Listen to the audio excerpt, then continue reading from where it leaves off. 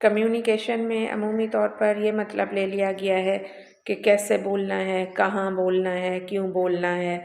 جبکہ اس بات کی طرف بہت کم لوگ ہی فوکس کرتے ہیں کہ کیسے نہیں بولنا، کیا نہیں بولنا، کہاں نہیں بولنا۔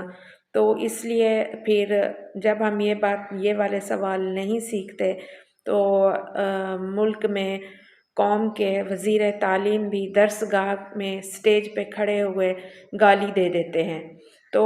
اس لیے کمیونیکیشن میں جب ہم یہ سیکھتے یا سکھاتے ہیں کہ کیسے بولنا ہے تو ہمیں یہ بھی سیکھنے کی اور سکھانے کی ضرورت ہے کہ کیسے نہیں بولنا، کیا نہیں بولنا اور کس جگہ پہ نہیں بولنا، موقع محل کے مطابق بولنا اور موقع محل کے مطابق الفاظ کا انتخاب اور الفاظ کا استعمال بے حد ضروری ہے۔ کمیونیکیشن میں صرف کیسے بولنا نہیں آتا،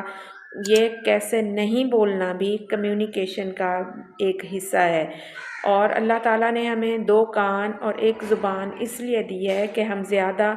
سنیں اور کم بولیں، کیونکہ بعض دفعہ صورتحال ایسی ہو جاتی ہے کہ جہاں پہ بولنے سے زیادہ خاموشی بہتر ہوتی ہے، اور ہمارے معاشرے میں اس بات کی پریکٹس بالکل ہی نہیں ہے۔ جب جس کا دل کرتا ہے وہ جو بھی کہہ دیتا ہے، جو بھی لفظ استعمال کر دیتا ہے،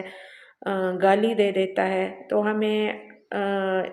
ایک اچھا شہری اور مہذب معاشرے کی تشکیل کے لیے اپنی گفتگو کو اور اپنی کمیونیکیشن سکلز کو بہت بہتر بنانے کی ضرورت ہے۔